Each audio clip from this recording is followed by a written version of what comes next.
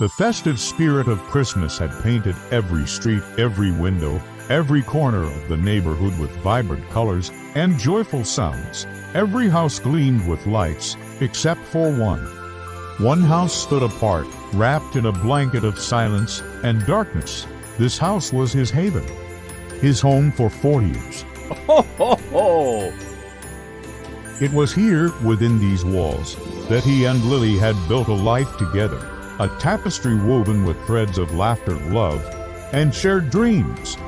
And even now, though she was gone, her presence lingered, a gentle whisper in every room, a faint perfume on the winter air. Outside, the world was a whirlwind of celebration. Carolers sang, children laughed, and families gathered, their warmth spilling out into the cold night. Ho, ho, ho! But inside his home, the silence was a vast, empty space that echoed his profound sorrow. Each tick of the clock, each passing moment, was a sharp, painful reminder of how deeply he missed her, of the void her absence had left in his life. Today marked exactly 1 year since she had been gone, just a few days before Christmas, the very season they had always cherished and celebrated with so much unbridled love and joy. Ho, ho, ho! It felt like a cruel twist of fate, the happiest time of the year now serving as the anniversary of his deepest loss. He sat by the window, watching the snow fall, each flake a memory drifting down from the sky. He remembered their first Christmas in this house, how they'd spent hours untangling lights, their hands brushing, their laughter filling the empty rooms. Ho, ho, ho! He remembered the smell of her baking, the way she'd hum carols off-key while decorating the tree. These memories, once a source of immense comfort, now felt like tiny daggers to his heart. The joy of the season felt like a distant shore he could no longer reach. He had shut the world out, retreating into the quiet solitude of his grief, finding it impossible to partake in a celebration that felt so hollow without her by his side. Ho, ho, ho! One morning, as he opened his front door to the crisp, cold air, he found something unexpected on his porch. A small, simple box, tied with a red ribbon. He hesitated, looking around the empty street, wondering who could have left it. With cautious hands, he brought it inside. Opening it, he discovered a single, beautiful Christmas ornament, a glass ball that shimmered with an inner light. Ho, ho, ho! He didn't know who had left it, but holding it in his hand, for a brief, fleeting moment, a warmth spread through his chest. It was a flicker of joy, a spark in the darkness he hadn't felt in a very long time. He held the ornament up to the light, turning it over and over. It was perfect, just the kind Lily would have picked out. The next day, another box appeared, and then another. Each contained a Christmas ball, each one unique and exquisite. Ho, ho, ho!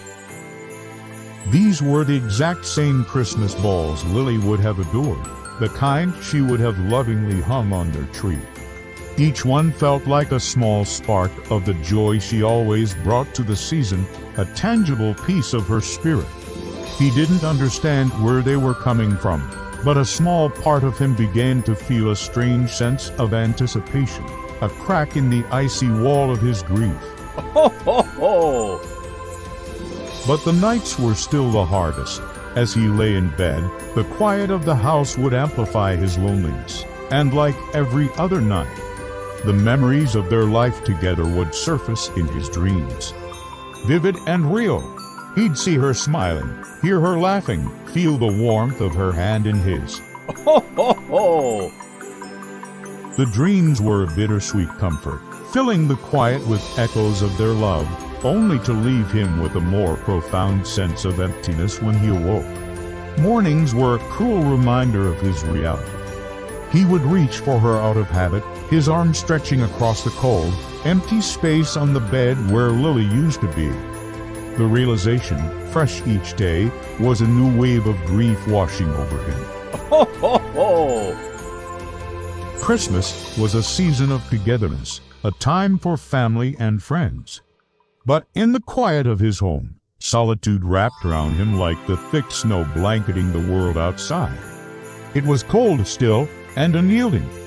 He watched families through his window, their homes aglow with warmth and laughter, and felt like a ghost, an observer of a life he was no longer a part of. Ho, ho, ho!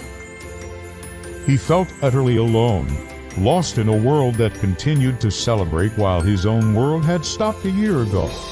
He had resigned himself to this quiet, lonely existence, believing that joy was a chapter of his life that had closed forever.